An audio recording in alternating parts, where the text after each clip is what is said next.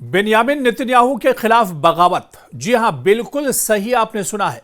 Israel के अंदर Benjamin Netanyahu के खिलाफ बगावत की आवाज उठी है। बेन्यामिन नेतन्याहू इन दिनों चारों तरफ से घिरते हुए नजर आ रहे हैं। अब इजराइल के अंदर बेन्यामिन नेतन्याहू को उन्हीं के साथी सिक्योरिटी फोर्सेस के जवान, सिक्योरिटी फोर्सेस के जो चीफ हैं, और इसके अलावा बेन्यामिन नेतन्याहू की कैबिनेट में जो मंत्री हैं, जो वुज़रा हैं, अब उन्होंने नेतन्याहू के खिलाफ बगावत कर दी है। इजरायली काबीना में फूट पड़ गई है। इजरायली वजीर दिफा और आर्मी चीफ गजा पर कब्जे के खिलाफ हैं और संगीन नताइज का इंतबाह दिया है।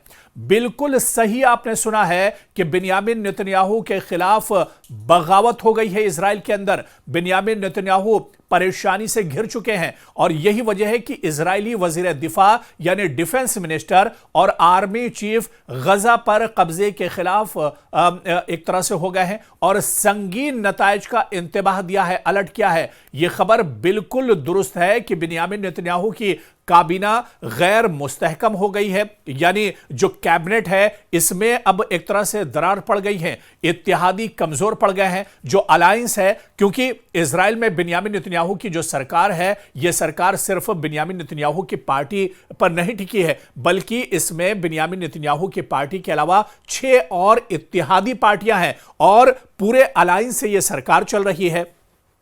और अब यह बड़ी खबर आ रही है कि इजराइल के अंदर बेन्यामिन नेतन्याहू की जो इत्तेहादी पार्टियां हैं, वो अब दरअसल गजा में जिस तरह से कत्लेआम किया जा रहा है, गजा में जिस तरह से हैवानियत की जा रही है, गजा में जिस तरह से इंसानियत के साथ खिलवाड़ किया जा रहा है, मासूमों का कत्लेआम किया जा रहा है, पूरे गजा को हड़पने की, गजा पर कब्जा करने की जो कोशिश चल रही है, इसके खिलाफ अब बेन्यामिन नेतन्याहू के खिलाफ अब एक तरह से बेन्यामिन नेतन्याहू के कैबिनेट में, उनकी काबीना में ही अब एक तरह से नाराजगी देखी जा रही है। इत्तेहादी अब एक तरह से कमजोर पड़ गए हैं और गजा पर हुकूमत के अंदर शदीद इख्तिलाफात भी जन्म ले रहे हैं।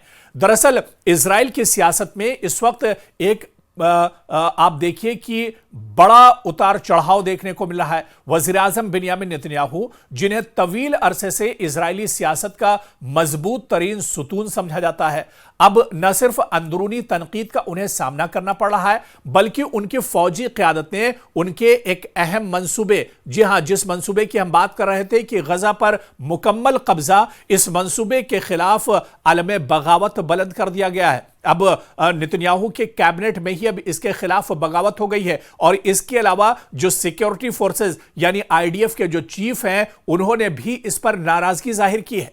और आप देखिए कि अब यह दरअसल एक नेशनल मुद्दा बनता जा रहा है इजराइल के लिए, एक कौमी बहरान की कैफियत दरअसल बनती जा रही है। आप देखिए कि अक्टूबर 2023 में हमास के हमलों के बाद इजराइल ने गजा पर भरपूर फौजी कार्रवाइयां शुरू की, जिनका मकसद हमास को खत्म करना और जो इजरायली मगवी थे, जो इजरायली जिन्हें हमास ने पकड़ लिया था, उनको बाजियाब करवाना दरअसल इस जंग का मकसद था। लेकिन इस जंग में न तो इजराइल जो उसके लोग पकड़े गए थे उन्हें छुड़ा पाया है और ना ही हमास का खात्मा कर पाया है। ताहम वक्त गुजरने के साथ साथ यह जंग काफी लंबी हो चुकी है।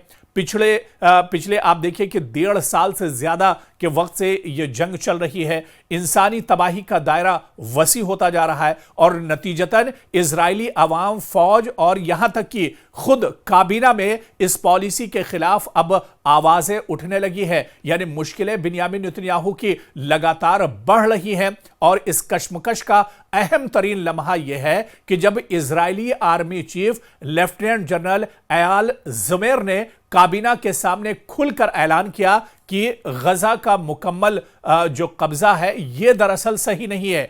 इस पर बेन्यामिन नेतन्याहू को सोचना होगा, इस पर इजराइल की सरकार को एक तरह से सोचना होगा।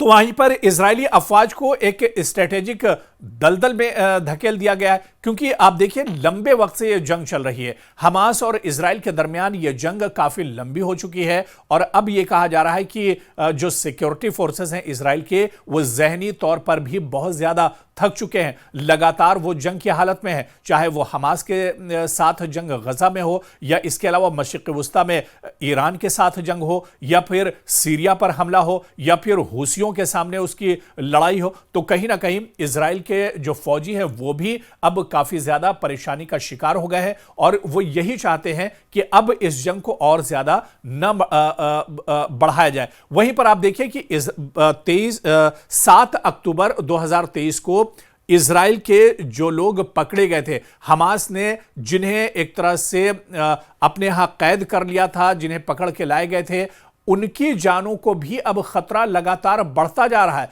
क्योंकि 1.5 साल से ये लोग हमास के पास यरगमाल हैं, हमास के पास ये लोग बंद है और ऐसे में इनकी जान को भी अब खतरा लगातार बढ़ता जा रहा है। जिन लोगों को हमास ने यरगमाल बनाया था इसमें कई लोग मर चुके हैं और उनकी मौत हो चुकी है। बहुत से लोगों को तो जिस तरह से मुआहिदा हुआ था, बीच में जंगबंदी हुई थी हमास और इजराइल के दरमियान, उन्हें एक तरह से वापस किया गया था। लेकिन अभी भी एक बड़ी तादाद है जिसमें जो यरगमाली है इजराइल के, वो हमास के पास हैं और अब इनकी जान पर खतरा लगातार बढ़ता जा रहा है। और बैनुल-अक़वामी तौर पर भी आप देखिए, इंटरनेशनल लेवल पर भी आप देखिए कि इजराइल को के ऊपर अब दबाव बढ़ता जा रहा है। इजराइल अब एक तरह से अकेला पड़ता जा रहा है।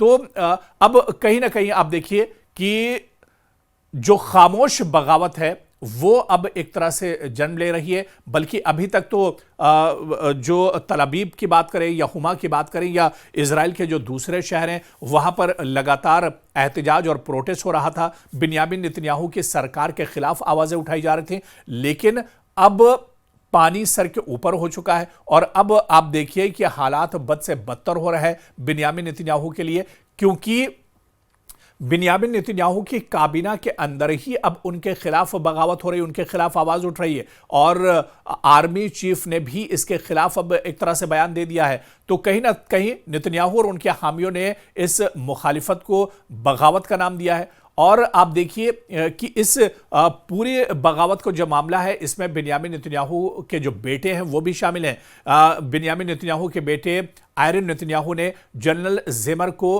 गद्दार तक करार दे दिया है, क्योंकि आर्मी चीफ जनरल ज़ेमर ने कहा है कि वो अब गजा पर इस तरह की जंग से पीछे हटेंगे और गजा पर इस तरह की जंग या पूरे गजा पर जो मंसूबा इजराइल का है कब्जा करने का, वो इसके साथ नहीं आएंगे। इसके बाद आप देखिए कि बिन्यामिन नेतन्याहू के बेटे ने जनरल ज़ेमर को गद्दार तक कह दिया है, जबकि इंतहा पसंद जो वजीर हैं, जो काफी मुतशद्दिद एक तरह से माने जाते हैं, इतमार बिन गोयर ने मुतालबा किया है कि फौजी चीफ सरकारी फैसला कबूल करें।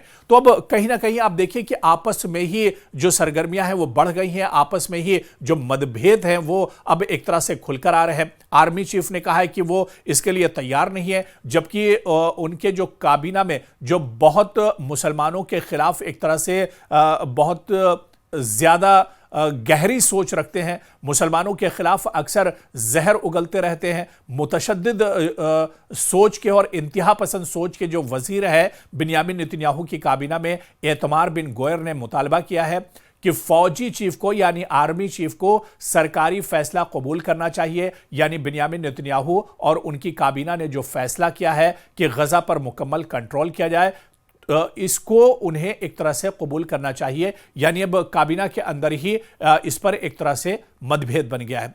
और जाहिर सी बात है कि जिस तरह की बयानबाजी हो रही है काबीना के अंदर, जिस तरह की परेशानियां हैं, इस बात की तरफ इशारा करता है कि नेतन्याहू की क़यादत अब दिफाई पोजीशन में नहीं है। वो खुद को फौज, कौम और दुनिया के सामने एक ऐसे रास्ते पर पाते हैं जिसमें पीछे हटना शिकस्त और आगे बढ़ना तबाही का पेशखेमा बन सकता है। जिस तरह से हमने इससे पहले भी कहा था कि बिन्यामिन नेतन्याहू के सामने आगे कुआं है और पीछे खाई है, यानी वो अगर आगे भी जाते हैं तब भी परेशानी है और पीछे भी आते हैं तब भी एक तरह से परेशानी है। तो बिन्यामिन नेतन्याहू अब दरअसल इस सिचुएशन में फंस के रह गए कि अब आगे उन्हें क्या कुछ करना है, क्योंकि परेशानियां बहुत ज्यादा बढ़ चुकी हैं और बात अब बगावत तक आ चुकी है। तो अब यह देखना अहम होगा कि आने वाले दिनों में बिन्यामिन नेतन्याहू क्या कुछ फैसला लेते हैं। क्या वो अपने कदम पीछे हटाएंगे या फिर वो जिस तरह से जुल्म का सहारा लेकर